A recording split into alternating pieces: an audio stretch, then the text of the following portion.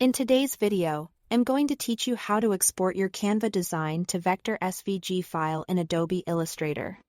If you've ever needed a clean, infinitely scalable version of your Canva design for professional printing or precise editing, SVG is the way to go.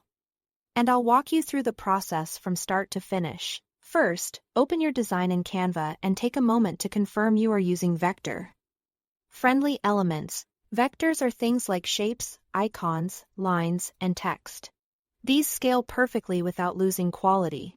Photos and complex textures are raster images, which don't become true vectors in an SVG. A quick check is to zoom in.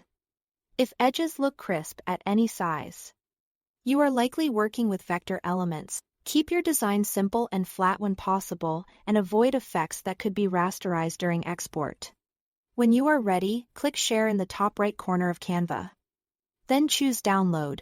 From the File Type menu, select SVG. This format preserves paths and shapes so they open cleanly in Illustrator. If you have Canva Pro, enable transparent background so only your artwork exports. This prevents a white rectangle from coming along with the design. Keep in mind that SVG downloading is a Canva Pro feature. If you don't see the option, that's why. After the file is saved, open Adobe Illustrator.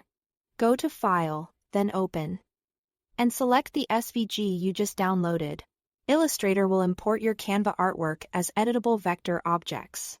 Depending on how the design was constructed, elements may arrive grouped together or wrapped in clipping masks. That's normal. To work with individual pieces, right-click and choose Ungroup. You may need to ungroup more than once if there are nested groups. If you see clipping masks, head to Object. Clipping Mask. Release. This exposes the underlying shapes so you can select and edit them freely. Once ungrouped and masks are released, you can change colors, adjust strokes, tweak anchor points, and refine alignment with Illustrator's precision tools. If any part of the design doesn't behave like a path, it likely came from a raster element or an effect that was flattened during export. In those cases, consider simplifying that piece in Canva or substituting a true vector icon before exporting again. That's it. Thanks for watching.